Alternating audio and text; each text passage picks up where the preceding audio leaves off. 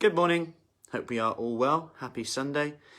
We are on the exercise bike this morning, speaking about habits. And this is a habit that I've added in quite recently, that I do a bit of work, blogs, writing, videos when I'm walking or on the blog, on the bike, not on a blog.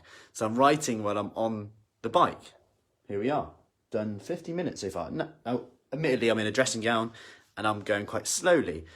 But actually, this allows me to get my activity up because I would never sit on a bike and do nothing. Just wouldn't be motivated to do it. Now, I want to talk about how to change your habits. Habits, whether we like it or not, they run our lives. They predict that, and they believe from research that 95% of the things we do, they're based on your habits. 95% of the things you do are based on your habits, and they're kind of unconsciously done. We just do it through habit.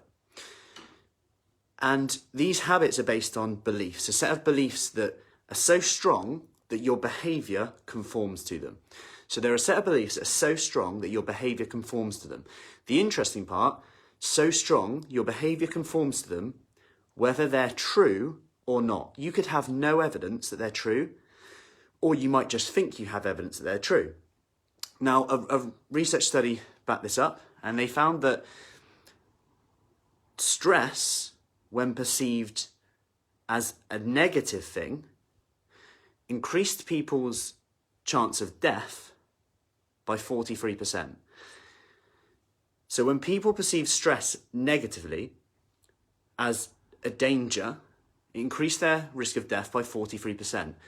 Now, when people perceived stress not negatively, but they still had high levels of stress, they actually had the lowest risk of death.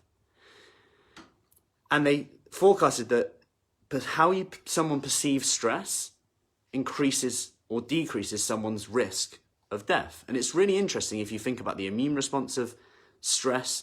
So if people see stress as negative, danger, their risk of death goes up. If people see stress as just for what it is, that your body and you are being prepared for a challenge which, let's face it, when you're faced with challenges, that's normally when you have to think the most, normally when you have to come out of your comfort zone, do things that maybe you were fearful of, whether that's a job interview, whether that's a presentation, whether that's doing something that's out of your comfort zone, whether that's going to an exercise session, whether that's doing something online now, whatever it is, something that's out of your comfort zone.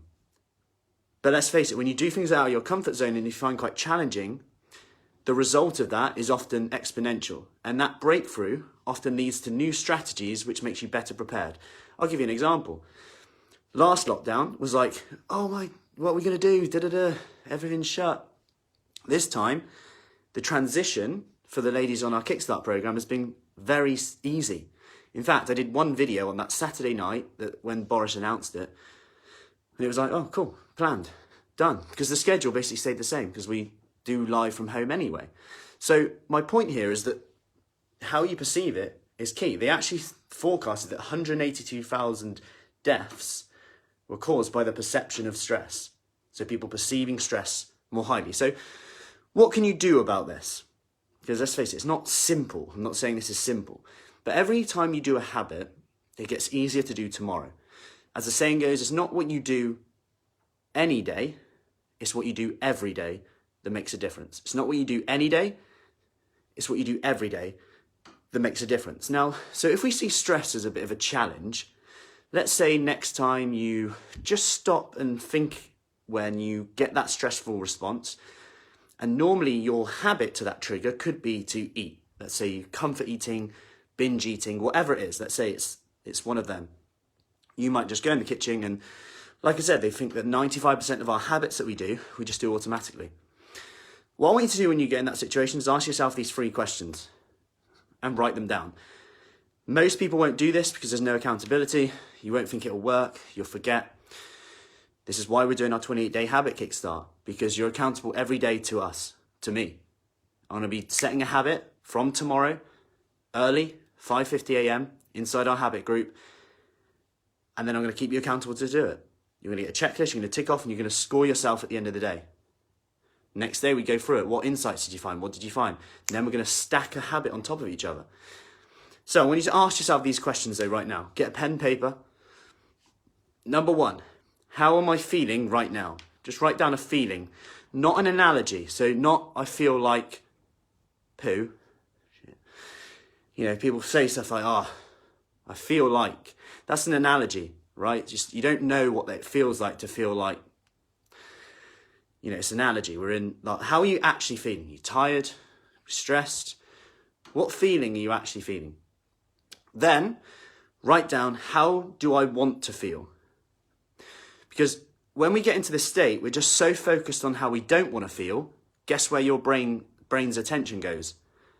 And remember, energy flows where your attention goes. So if you're focused on how you don't want to feel, you're going to get more of that. Number 2, what am I willing to do to create that feeling I want to do? That could be something for you, whether that's having a bath, reading a book, doing a 1-minute exercise session. We've been doing these 1 minute since Thursday. A cheeky little 1-minute workout. And it's funny because some of the ladies say, Matt, you send me that 1-minute blooming workout. I start watching it, I think, what am I doing? I might as well just do it.